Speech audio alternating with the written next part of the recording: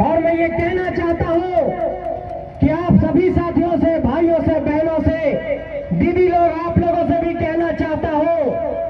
कि करम पूजा तो हम मनाएंगे ही। करम के माध्यम से हम अपनी कला संस्कृति का अखड़ा में नाच गा करके कला संस्कृति को जिंदा तो रखेंगे, लेकिन जो बात लगातार अलग अलग मंचों से आ रही है और जो बात बार बार ये कही जा रही है कि झारखंड की राजनीति में अब यहाँ के माटी के लोगों को सामने लाना है, इस बात को भी आपको ध्यान में रखना होगा। तभी ये झारखंड की माटी बच पाएगी, तभी ये झारखंड का विरासत बचेगा, तभी ये झारखंड की परंपरा बचेगी। और मैं ये कहना चाहता हूँ आप सबसे, चाचा लोग, दीदी लोग, चाची लोग, भाइयों बहनों, आप सबसे ये कहना चाहता हूँ कि चाहे पर्व के नाम पर, कला के नाम पर, संस्कृति के नाम पर, या किसी जन जागरण सभा के नाम पर, या बदलाव संकल्प सभा के नाम पर आप एकजुट होते हो या जन सैलाब को एक समक्ष ला करके खड़ा करते हो, लेकिन इस बात को हमेशा ध्यान में रखिए कि इस झारखंड की धरती को अब माटी के सपूत चाहिए जो इस झारखंड की धरती को बचा सके। इसलिए आने वाले वक्त में, चाहे वो 2024 का समय होगा, चाहे वो आने वाले वक्त में लोकसभा का चुनाव होगा, आप लोगों को इस बात पर आंख गड़ा करके रखना होगा कि माटी के लोगों को कैसे चुनना है। और एक बात और कहना चाहता हूं आप सबसे, एक बहुत बड़ा सवाल बार बार खड़ा हो रहा है कि बार बार हमारी जमीनों को लूटने का काम किया जा रहा है और बार बार हमारे खेती योग्य जमीन को लूट करके वहां पर कई परियोजनाएं लगा दी जाती हैं और हमें वहां से विस्थापित कर दिया जाता है। इसलिए अपने जमीन को बचाने के लिए, अपने खेती को बचाने के लिए, अपने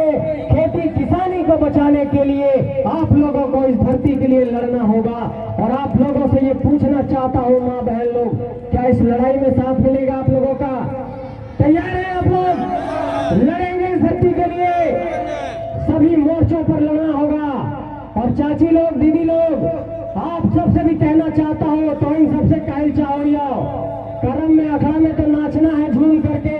वो तो एक अलग बात है,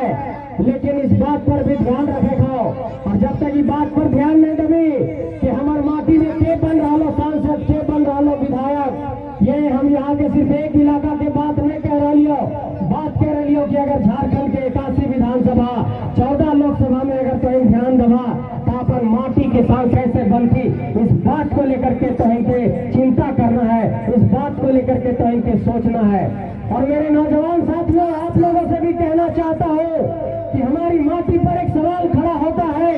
कि जिस माटी ने सिद्धू कान्हू को जन्म दिया, जिस माटी ने विनोद बाबू को जन्म दिया, जिस माटी ने नीलांबर पीतांबर को जन्म दिया, जिस माटी ने शेख भिखारी को जन्म दिया, क्या वो माटी 14 सांसद और विधायक इस माटी से नहीं निकाल सकती है? ये सवाल हमारे ऊपर खड़ा होता है। इसलिए आपको इस बात पर सोचना होगा, आपको ये भी बात सोचना होगा। जो लोग ये बार बार कह रहे हैं कि ये कैसे जेबी केसेस वाले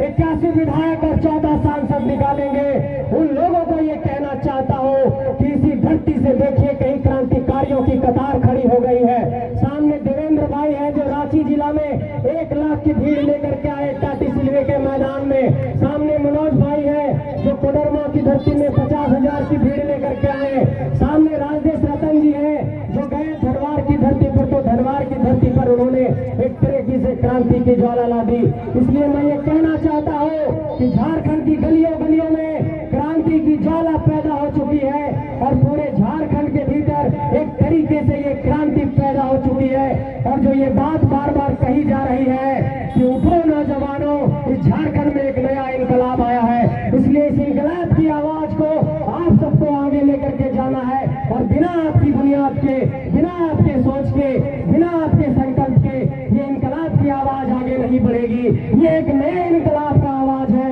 ये एक नए आंदोलन की आवाज है और इस आंदोलन और इनकलाब की आवाज को आप सबको मिलकर के बढ़ाना होगा, आप सबको आगे लेकर के जाना होगा, नहीं तो ये धरती चारागाह बन जाएगी। और इतना चाहता हूँ